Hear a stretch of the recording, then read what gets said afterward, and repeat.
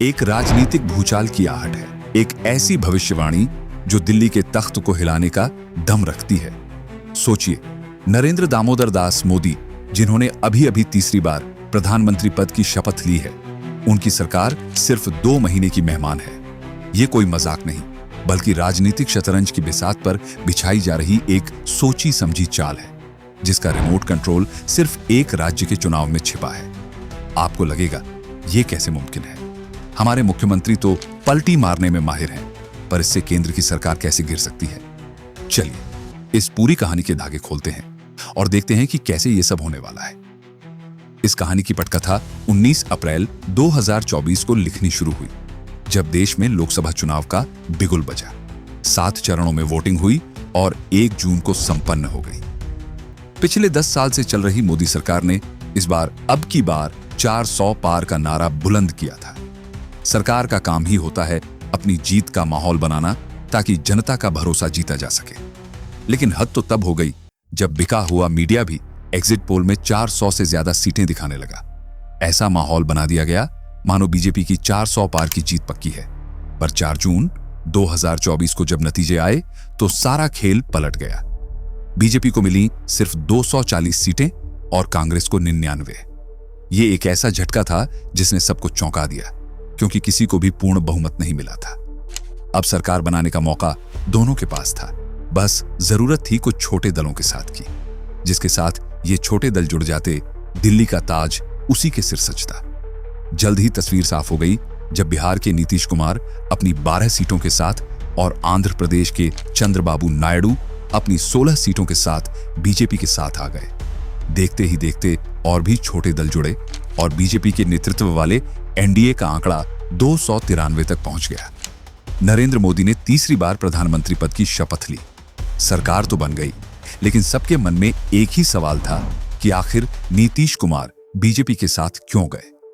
अगर वो राहुल गांधी के साथ जाते तो शायद उन्हें प्रधानमंत्री पद का ऑफर भी मिल जाता। असल में इसका जवाब 2020 के बिहार विधानसभा चुनाव में छिपा है। उस चुनाव में नीतीश कुमार की पार्टी को सिर्फ 43 सीटें मिली थीं, जबकि बीजेपी को 74। तब नीतीश कुमार ने बीजेपी के समर्थन से ही बिहार में अपनी सरकार बनाई थी। तो जो इंसान बीजेपी की मेहरबानी से बिहार का मुख्यमंत्री बना बैठा हो, वो भला केंद्र में उन्हें धोखा कैसे दे सकता था? इसी एहसान के चलते उन्होंने केंद्र में बीजेपी का साथ दिया। पर इस बार की सरकार पहले की 2 सरकारों जैसी नहीं थी। ये मोदी के नेतृत्व में पहली बार बनी एक गठबंधन सरकार थी, जो बैसाखियों पर टिकी थी। ये एक ऐसा ताश का महल था जो कभी भी ढह सकता था, और शायद अगले 2 महीने में ढहने वाला भी है। असल खेल अब शुरू होगा, जब 2025 के नवंबर महीने में बिहार के विधानसभा चुनाव होंगे। ये चुनाव मोदी सरकार के लिए शायद लोकसभा चुनाव से भी ज्यादा अहम है, क्योंकि यहीं से उनकी सरकार की नींव हिलने वाली है। बिहार की विधानसभा में कुल 243 सीटें हैं और सरकार बनाने के लिए जादुई आंकड़ा है 122। फिलहाल वहां एनडीए की सरकार है, जिसमें बीजेपी और नीतीश कुमार की जेडीयू मुख्य पार्टियां हैं, और उनके पास कुल 125 विधायक हैं। मतलब बहुमत से सिर्फ 3 ज्यादा। सिर्फ 4 विधायकों के इधर उधर होने से नीतीश कुमार की सरकार गिर सकती है, और यहीं पर सारा खेल छिपा है। बिहार की सबसे बड़ी पार्टी तेजस्वी यादव की आरजेडी है, जिन्हें 2020 में 75 सीटें मिली थीं।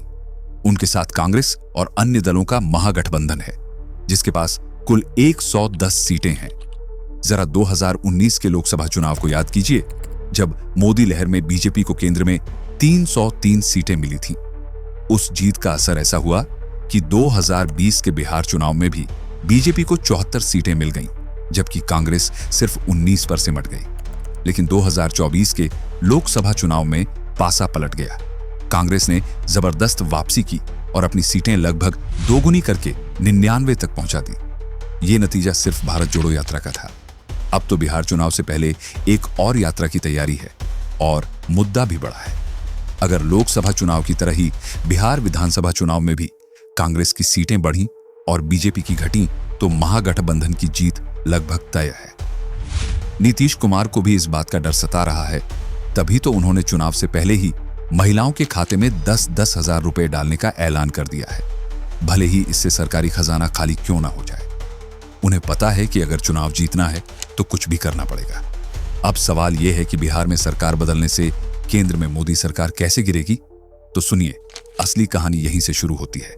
मान लीजिए बिहार में महागठबंधन चुनाव जीत जाता है, नीतीश कुमार हार जाते हैं।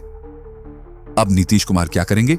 अपनी कुर्सी बचाने के लिए, जिसके लिए वो जाने जाते हैं, वो एक बार फिर पलटी मारकर महागठबंधन के साथ चले जाएंगे और राहुल गांधी से कहेंगे, मुझे एक बार फिर बिहार का मुख्यमंत्री बना दो, मैं तुम्हारे साथ हूं। और राहुल गांधी ये मौका नहीं चूकेंगे। वो तेजस्वी यादव को केंद्र में गृह मंत्रालय या बिहार में उप मुख्यमंत्री पद का ऑफर देकर मना लेंगे और नीतीश को सीएम बना देंगे। लेकिन इसकी एक कीमत होगी। राहुल गांधी कहेंगे, नीतीश जी, हमने आपको बिहार दिया, अब आप हमें केंद्र में अपनी 12 सीटें दीजिए। नीतीश कुमार खुशी खुशी अपनी 12 लोकसभा सीटें एनडीए से खींचकर इंडिया गठबंधन को दे देंगे। जैसे ही ऐसा होगा, मोदी सरकार की सीटें 293 से घटकर 281 रह जाएंगी। सरकार अब भी बहुमत में होगी, लेकिन अब वो बहुत कमजोर हो चुकी होगी। और तभी राहुल गांधी अपना ब्रह्मास्त्र चलेंगे। वो फोन मिलाएंगे चंद्रबाबू नायडू को और कहेंगे, नायडू जी, हम आपको भारत का प्रधानमंत्री बनाने के लिए तैयार हैं। ये एक ऐसा ऑफर होगा जिसे चंद्रबाबू नायडू ठुकरा नहीं पाएंगे। वो तुरंत अपनी 16 सीटों के साथ एनडीए छोड़कर इंडिया गठबंधन में शामिल हो जाएंगे और बस खेल खत्म। मोदी सरकार की सीटें 281 से घटकर 265 पर आ जाएंगी, जो बहुमत के आंकड़े 272 से कम है। मोदी सरकार गिर जाएगी। इतना ही नहीं, जैसे ही सरकार गिरेगी, महाराष्ट्र में बैठे एकनाथ शिंदे भी अपनी 7 सीटों के साथ कांग्रेस के पाले में आ सकते हैं, क्योंकि उन्हें भी महाराष्ट्र का मुख्यमंत्री बनना है, जो बीजेपी ने उन्हें नहीं बनाया। अगर ये सब हुआ तो बीजेपी के पास केंद्र में सिर्फ 258 सीटें बचेंगी और इंडिया गठबंधन की सरकार बन जाएगी, जिसका प्रधानमंत्री शायद चंद्रबाबू नायडू को बनाया जाएगा। आपको लग रहा होगा कि यह सब ख्याली पुलाव है, ऐसा भला कैसे हो सकता है? पर भारत के इतिहास में ठीक ऐसा ही हो चुका है। साल था 1977। इंदिरा गांधी की लगाई इमरजेंसी के बाद हुए चुनाव में कांग्रेस बुरी तरह हारी और उसे सिर्फ 154 सीटें मिली। जनता पार्टी की गठबंधन सरकार बनी, जिसमें आज की बीजेपी का पुराना रूप भारतीय जनसंघ और चौधरी चरण सिंह का भारतीय लोकदल मुख्य दल थे। मोरारजी देसाई प्रधानमंत्री बने। सब ठीक चल रहा था, लेकिन 2 साल बाद 1979 में चौधरी चरण सिंह ने ज्यादा मंत्री पद मांगे, जो उन्हें नहीं दिए गए। बस वो अपनी 60 सीटें लेकर सरकार से अलग हो गए और कांग्रेस से जा मिले। अब किसी के पास बहुमत नहीं था। तब हारी हुई इंदिरा गांधी ने अपनी राजनीतिक चतुराई दिखाई। उन्होंने चौधरी चरण सिंह से कहा, तुम छोटी छोटी पार्टियों को जोड़ो, हम बाहर से तुम्हें समर्थन देंगे और तुम्हें प्रधानमंत्री बनाएंगे। चौधरी चरण सिंह मान गए और भारत के इतिहास में पहली बार एक ऐसा प्रधानमंत्री बना जिसकी अपनी पार्टी के पास सिर्फ 60 सीटें थीं। आज राहुल गांधी भी शायद वही 1979 वाला दांव खेलना चाहते हैं।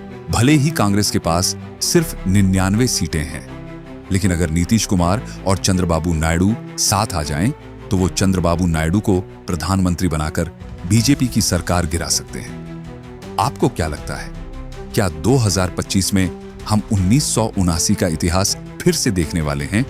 क्या एक राज्य का चुनाव दिल्ली की सल्तनत को पलट देगा? अपनी राय कमेंट में जरूर बताइएगा।